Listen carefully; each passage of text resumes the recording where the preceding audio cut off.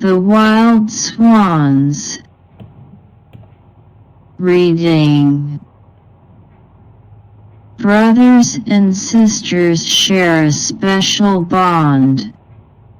Read this story by Hans Christian Andersen about 11 brothers and their brave little sister. Far away in a land dwelt a king who had 11 sons, and one daughter named Eliza. The children were happy, but it was not to remain so always. Their father married a very wicked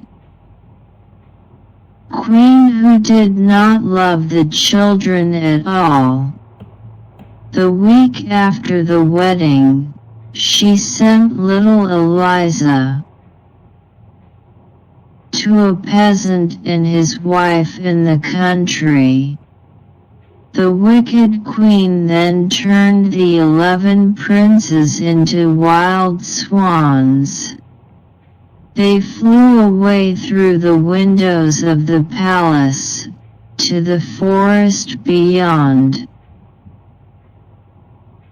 When Eliza turned 15, she returned home, but when the queen saw how beautiful she was,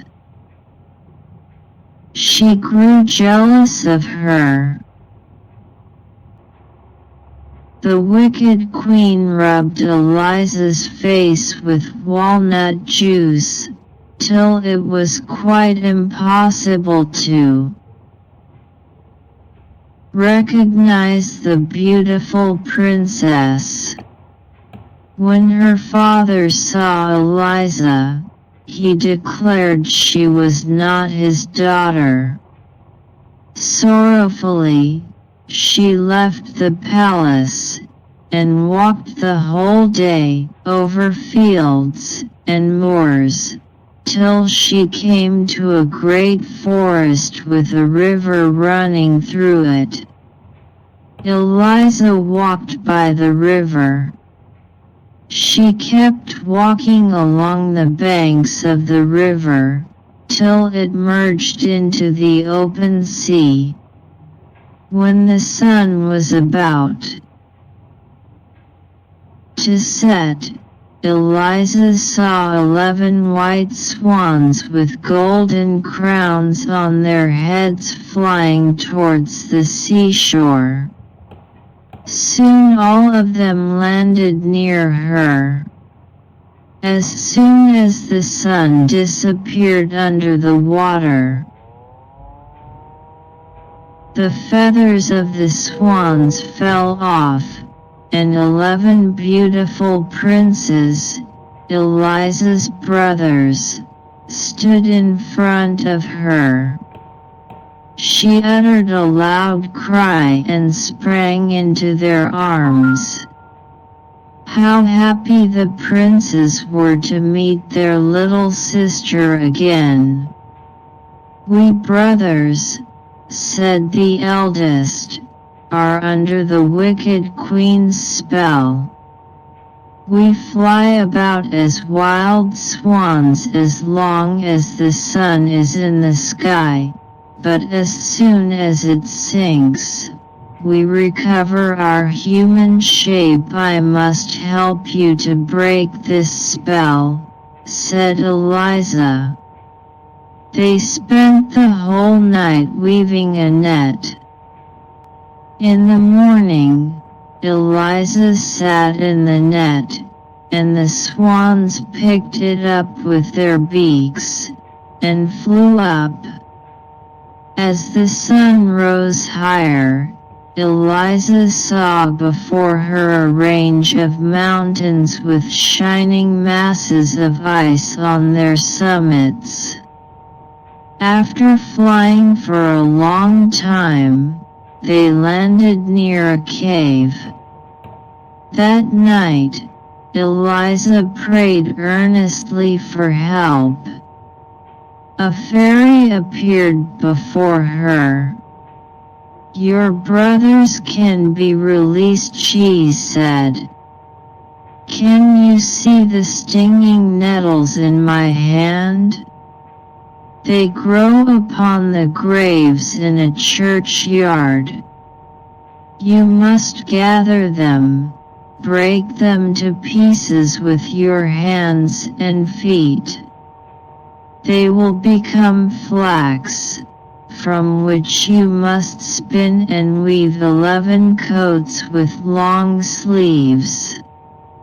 If the coats are then thrown over the 11 swans, the spell will be broken. But remember, that from the moment you start your task until it is finished, you must not speak. The first word you utter will pierce through the hearts of your brothers like a deadly dagger." Eliza fell on her knees and offered her thanks to the fairy. Then she went out of the cave to begin her work. Eliza followed the fairy's instructions every day, and sat weaving the coats while her brothers were away. One coat was already finished and she had begun the second, when she heard the huntsman's horn, and was struck with fear. In a very few minutes, all the huntsmen stood before the cave, and the handsomest of them was the king of the country. "Come with me," he said. She wept and wrung her hands, but the king carried her away, over the mountains, on his horse. On arriving at the castle, the king led her into marble halls with beautiful fountains, but she had no eyes for all these glorious sights. She could only mourn and weep. Then the king declared his intention of making her his bride. He next opened the door of a little chamber. On the floor lay the bundle of flax which she had spun from the nettles, and under the ceiling hung the coat she had made. When Eliza saw all these things, she thought of her brother's release. Then this made her so happy that she kissed the king's hand. But her mouth was shut. A single word would cost the lives of her brothers. But she loved the kind, handsome king, who did everything to make her happy. At night, she crept away in her little chamber and wove one coat after another. But when she began the 7th, she found she had no more flax. She knew that the nettles she used grew in the churchyard, and that she must pluck them herself. Then with a trembling heart, she crept out and walked till she reached the churchyard. She gathered the burning nettles. The king saw Eliza get up every night and disappear. In the meantime, she had almost finished her task.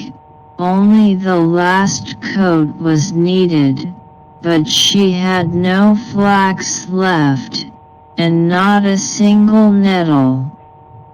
Eliza went to the churchyard again, but this time the king and the archbishop followed her. They saw her vanish into the churchyard. The archbishop convinced the king that the mute girl picking stinging nettles without shedding a drop of tear must be a witch. She must be condemned to death, he said. Next day, Eliza was dragged out from the regal halls, and led to a dark, dreary prison cell. She continued her task in prison, and prayed for help. Towards evening, she heard the flutter of a swan's wing. It was her youngest brother. He had found his sister, and she sobbed with joy. Finally, one day, Eliza was taken away in a horse cart to the city square to be executed. Even on the way to death, she would not give up her task. The 10 coats lay at her feet. She was working hard at the 11th, which was almost done. Suddenly, at the same moment, 11 wild swans flew over her, and alighted on the cart. As the executioner seized her by the hand, she hastily threw the 11 coats over the swans, and they immediately became 11 handsome princes. "Now I may speak," she exclaimed.